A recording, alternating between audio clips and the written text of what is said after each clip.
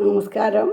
ഞാൻ Meenakshi R Moosath, life coach and transformation coach. നിങ്ങളുടെ സന്തോഷം നിങ്ങളുടെ മാത്രം സ്വന്തമാണോ? നിങ്ങൾ സന്തോഷിക്കുന്നതും ദുഃഖിക്കുന്നതും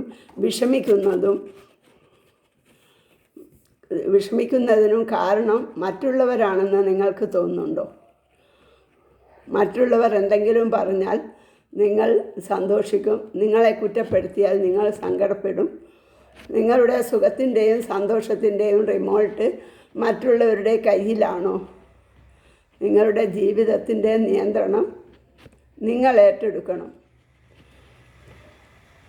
മറ്റുള്ളവരുടെ പ്രകോപനത്തിന് നിങ്ങൾ പ്രതികരിക്കുന്നത് നിർത്തുക. നിങ്ങൾ നിശബ്ദമായി നിങ്ങളെ തന്നെ നിയന്ത്രിക്കുക. നിങ്ങൾ സൈലൻ്റായി ഇരിക്കുക. ശ്വാസത്തിൽ മാത്രം ഒരു 15 മിനിറ്റ് ശ്രദ്ധിച്ച് ഇരിക്കുക. അപ്പോൾ നിങ്ങളുടെ മനസ്സ് ശാന്തമാകും. അങ്ങനെയാകുമ്പോൾ നിങ്ങളുടെ എനർജി നഷ്ടപ്പെടില്ല. നിങ്ങളുടെ ലക്ഷ്യങ്ങളിലേക്ക് മാത്രം ഫോക്കസ് ചെയ്യുക.